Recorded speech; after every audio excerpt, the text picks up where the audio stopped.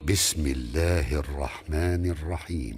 اللهم اجعل حبك احب الاشياء الي. اللهم اجعل حبك احب الاشياء الي. واجعل خشيتك اخوف الاشياء عندي. واجعل خشيتك اخوف الاشياء عندي. واقطع عني حاجات الدنيا بالشوق الى لقائك. واقطع عني حاجات الدنيا بالشوق إلى لقائك. واذا اقررت اعين اهل الدنيا من دنياهم.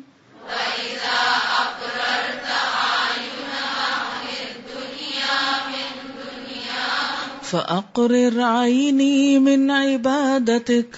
فأقرر عيني من عبادتك. اللہم اے اللہ، اجعل بنا دے، کر دے، حبک اپنی محبت کو، احب الاشیاء تمام چیزوں سے زیادہ محبوب، تمام چیزوں سے زیادہ پیارا، الیہ میری طرف، یعنی اپنی محبت کو میرے دل میں ہر چیز سے زیادہ کر دے، وجعل اور کر دے، ڈال دے، خشیتک اپنا خوف، اخوف الاشیاء تمام خوف والی چیزوں سے، اندی میرے نزدیک، یعنی ہر چیز سے بڑھ کر، ہر ڈرانے والی چیز سے بڑھ کر میرے دل میں تیرا ڈر ہو، تیری خشیت ہو۔ وقتا اور کاٹ دے، انی مجھ سے، حاجات الدنیا دنیا کی حاجتیں، بالشوق کی ساتھ شوق کے، الی لقائک تیری ملاقات کی طرف، یعنی دنیا کی ہر طلب پر اپنی ملاقات کا شوق غالب کر دے۔ کسی چیز کے اندر اتنا شوق نہ رہے، اتنی طلب نہ رہے جتنی تیری ملاقات کا شوق میرے اوپر غالب آ جائے۔ وَإِذَا أَقْرَرْتَ اور جب تو ٹھنڈا کرے، اعین آنکھوں کو، اہل دنیا دنیا کے لوگوں کی، من دنیاہم ان کی دنیا سے، فَأَقْرِرْ عَيْنِي تو ٹھنڈا کر میری آنکھوں کو، من عبادتک اپنی عبادت سے، یعنی دنیا کے لوگ جب دنیا کی چیزیں پا کر خوش ہو رہے ہوں تو میری خوشی اپنی عبادت میں رکھ دے۔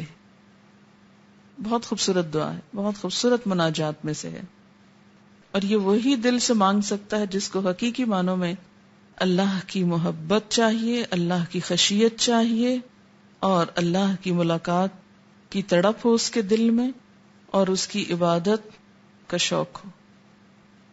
اللہ کے علاوہ کسی اور سے اس طرح ڈرنا جس طرح اللہ سے ڈرا جاتا ہے، یہ بھی ایک طرح سے شرک میں آ جاتا ہے۔ اس لیے سب سے زیادہ خشیت بھی دل میں صرف اسی کی ہونی چاہیے۔ اب دیکھیں کہ کتنے ہی کام ایسے ہیں نا جو لوگوں کے ڈر سے تو ہم چھوڑ دیتے ہیں، لیکن اللہ کے ڈر سے نہیں چھوڑتے۔ جبکہ لوگ ہمیں ہر جگہ نہیں دیکھتے، اللہ ہر جگہ دیکھ رہا ہوتا ہے۔ لوگوں سے چھپا سکتے ہیں، اللہ سے نہیں چھپا سکتے، لیکن ہمارے دلوں میں اللہ کا اتنا ڈر نہیں جتنا لوگوں کا ہے، فقر و فاقہ کا ہے۔ ہم دنیا کی ضروریات پوری کرنے کے پیچھے دوڑتے رہتے ہیں، ان کے پیچھے بھاگتے ہیں، دنیا کی محبوب چیزوں کے حصول کے لیے کوشش میں لگے رہتے ہیں، لیکن اللہ کی ملاقات کا شوق کبھی نہیں سوچتے کہ کیا اس کے اہل ہوں گے ہم۔ کوئی ایسا کام بھی کر لیں، کسی ایسی چیز کے پیچھے بھی بھاگ لیں جس سے اس کی ملاقات نصیب ہو جائے۔ ہم ہر چھوٹی بڑی چیز کی خاطر اپنی نماز چھوڑ بیٹھتے ہیں۔ سیر پر گئے ہیں، اب نماز کس لیے پڑھنی؟ شادی پر گئے ہیں، نماز کیوں پڑھنی؟ اب کھا پی رہے ہیں، نماز کیسے پڑھیں؟ اب سو رہے ہیں، سکون میں ہیں، نماز کیسے پڑھیں؟ لیکن جس کے دل میں اللہ کی سچی محبت ہو، اس کو کوئی دوسری چیز اٹریکٹ نہیں کرتی اس طرح کہ وہ اللہ کی عبادت سے غافل ہو جائے۔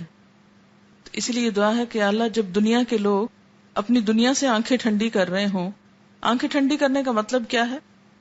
انجوائے کر رہے ہوں، تو میری انجوائمنٹ اپنی عبادت میں رکھ دے۔ ورنہ کیا ہوتا ہے، اگر سب لوگ بیٹھ کے بات کر رہے ہیں نا، تو ہم نماز بھی پڑھیں تو کیا سر سے اتار کے پھر بھاگ کے آ جاتے ہیں، اچھا چلو بس ختم ہو گئی، اب بیٹھے چلیں۔ تو ہمارا یہ رویہ کیا ظاہر کرتا ہے کہ ہماری آنکھوں کی ٹھنڈک اس مجلس میں ہے، نہ کہ اس نماز میں۔ لوگوں سے ملنے کی خاطر نماز مختصر کر دیں گے، بھاگ دوڑ میں، اور روز ہی کرتے رہتے ہیں، ہر روز ہی کوئی نہ کوئی ہمارا کام ہوتا ہے نا، کہ نماز میں خشوع نہیں آتا، کہ ابھی یہ کرنا یہ کرنا یہ کرنا. چلو 5 نمازوں میں سے ایک ہی صحیح. ہماری پرائرٹیز کیا ہوتی ہیں نا, جلدی سے پڑھ لیں تاکہ یہ کر لیں. کتنی دفعہ ایسا ہوا کہ کوئی کسی اور کام میں بے چینی ہونے لگے کہ بس یہ جلدی ختم ہو کہ میں نماز پڑھ لوں. اب اصل ایمان یہی ہے کہ جب نماز کا وقت آ جائے تو بس پھر دل نہ لگے اور کام میں, پھر دل اچاٹ ہونے لگے کہ بس پہلے یہ کر لوں پھر کچھ اور. ہمارا کیا ہوتا ہے کہ پہلے یہ سارا کام احسن طریقے سے پورا ہو جائے, پھر بچا کچھا وقت نماز کے لیے.